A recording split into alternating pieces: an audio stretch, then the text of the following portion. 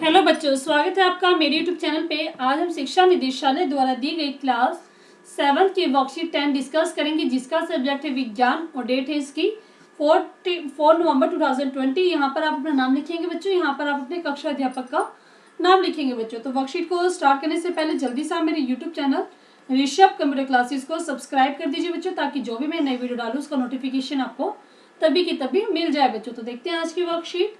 आज की वर्कशीट में हम पढ़ेंगे प्रकाश संश्लेषण। तो देखते हैं क्या होता है प्रकाश संश्लेषण।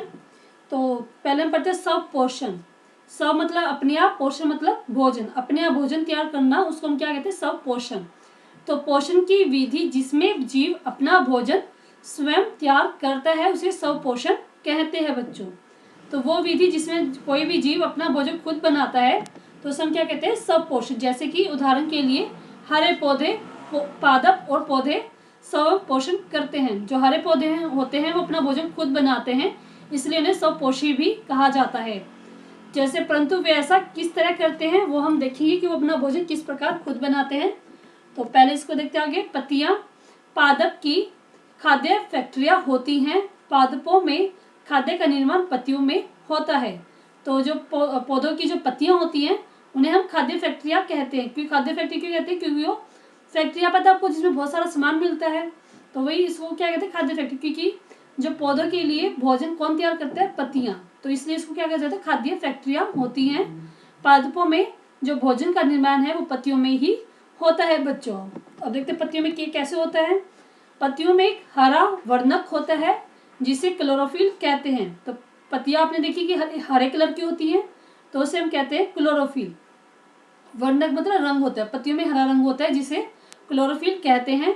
ये सूर्य के प्रकाश की ऊर्जा का संग्रहण करने में पत्ती की सहायता करता है। जो क्लोरोफिल होता है वो क्या करता है? जो सूर्य का प्रकाश होता है उसको, सूर्य के प्रकाश की जो ऊर्जा होता है उसको इकट्ठा करने में, संग्रह में इकट्ठा करने में पत्ती की मदद करता है। ठीक है, तो आगे देखते इसमें।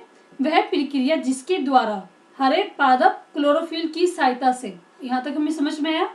वह उस प्रक्रिया में जिसमें हरे जो पौधे होते हैं वो क्लोरोफिल की सहायता से सूर्य के प्रकाश की उपस्थिति में, सूर्य की उपस्थिति जरूरी होती है। सूर्य, क्योंकि हमें पता है सूर्य के प्रकाश से लेते हैं वो भोजन। सूर्य के प्रकाश की उपस्थिति में कार्बन डाइऑक्साइड और जल से भोजन तैयार करते हैं। ठीक है, मतलब क्या है? जो हरे पौधे में क्लोरोफिल होता है वो सूर्य के प्रकाश में कार्बन डाइऑक्साइड और जल लेकर भोजन तैयार करते हैं पौधे के लिए। उसे हम क्या कहते हैं? प्रकाश संश्लेषण कहते हैं बच्चों। तो हवा में कार्बन डाइऑक्साइड पत्तियों की सतह पर मौजूद छोटे छिद्रों के माध्यम से लिया जाता है। अब जैसे कार्बन डाइऑक्साइड की जो बात की है वो हम देख रहे हैं कि वो कहाँ से आता है। हवा में कार्बन डाइऑक्साइड जो पत्तियों में जो छोटे छोटे छिद्र होते हैं हमने देखा होगा, तो उस छोटे छोटे छिद्रों के माध्यम से कार्बन डाइऑक्साइड लिया जाता है। और इन छोटे छिद्रों को हम क्या कहते हैं? रंध्र और स्टोमेटा कहते हैं बच्चों। देखो यहाँ पे दिखाया भी गया है, ये छोटे छोटे जो छिद्र इसको बोलते हैं रंध्र। और रंध्री द्वार, ये इसके जो यहाँ पे जो सर्कल दिखाई गई रंध्री द्वार है। और द्वारिका कोशिका जो इसके यहाँ पे ये आपको ये दिखाई गई, द्वारिका कोशिका है बच्चों। ठीक है, तो आप अच्छे से समझ में आया आपको कि कार्बन डाइऑक्साइड कैसे मिलता है, उसको स्टोमेटा से वो लेती हैं पत्तियां। अब जैसे कि यहाँ पे आपको दिखाया गया है, जैसे कि ये आपको एक पौधा दिखाई दिया हुआ है। जैसे यहाँ पे क्या सूर्य है, आपको सूर्य से क्या लेती है? पत्तियां। देखो पत्ती की तरफ एरो दिया गया है। सूर्य से वो क्या ले रही है? सौर ऊर्जा ले रही है। हवा से वो क्या ले रही है? कार्बन डाइऑक्साइड ले रही है। और नीचे से वो पत्तियों में क्या क्लोरोफिल भी है, जैसे इस पत्ती में दिखा रही है, इसने क्या क्लोरोफिल है पत्तियों में। और नीचे से जड़ से वो क्या ले रही है? जल और खनिज। तो इन सबकी उपस्थिति में जो है पत्तियां पौधों के लिए खाना तैयार करती हैं बच्चों। ठीक है, सब इसमें दिखाया गया। आप अच्छे से इस डायग्राम को भी समझे और इसको अपनी कॉपी में जरूर बनाना बच्चों। जल एवं खनिज। अब जल और खनिज उसको कहाँ से मिलते हैं? जल एवं खनिज वाहिकाओं द्वारा पत्तियों तक पहुंचाए जाते हैं। वाहिका मतलब जो ये आपको देखिए नली सी जिनको कहते हैं जड़ के द्वारा, वाहिका इनको कहते हैं वाहिका द्वारा पत्तियों तक पहुंचाए जाते हैं, जो नली के समान पादप में फैली होती है, जो नलकी के समान एक पौधा में फैली होती है। पत्तियों द्वारा सौर ऊर्जा संग्रहित की जाती है तथा पादप में खाद्य रूप में संचित हो जाती है। तो क्या कह रहे हैं? जो पत्तियां होती हैं वो जो सूर्य से ऊर्जा लेती हैं उसको इकट्ठा करती हैं, संग्रहित करती हैं और उसको खाद्य रूप में अपने पास संचित करके रख लेती हैं।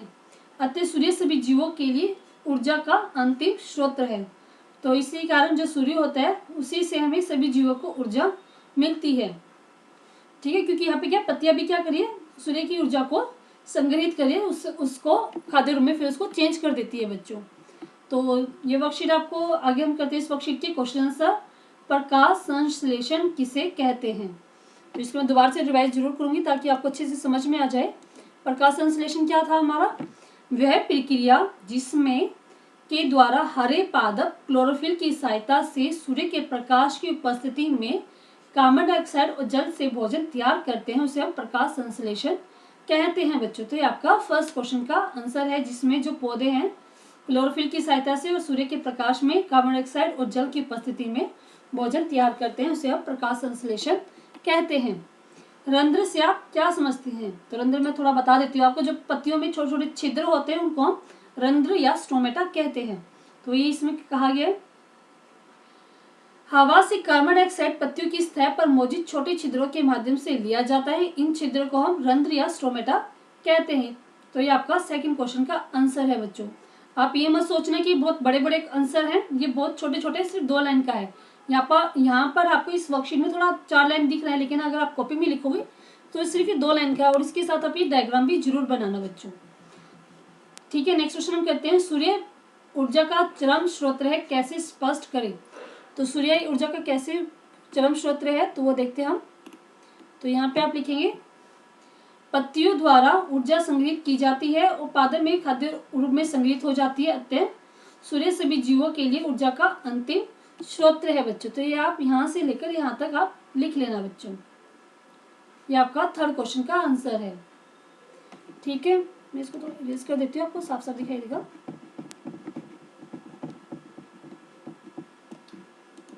तो ये आपका थर्ड क्वेश्चन का आंसर है बच्चों। नेक्स्ट क्वेश्चन हमारे पास पत्तियां पादप की डैश होती हैं। तो पत्तियां यहाँ पे हमने पढ़ा था क्या होती है? पत्तियां पादप की खाद्य फैक्ट्रियां होती है, खाद्य फैक्ट्रियां होती है। तो आप यहाँ पे लिखेंगे खाद्य फैक्ट्रियां होती हैं, खाद्य फैक्ट्रियां होती हैं बच्चों। ठीक है, तो पूरा क्वेश्चन हमने चारों क्वेश्चन हमने पढ़ लिए हैं।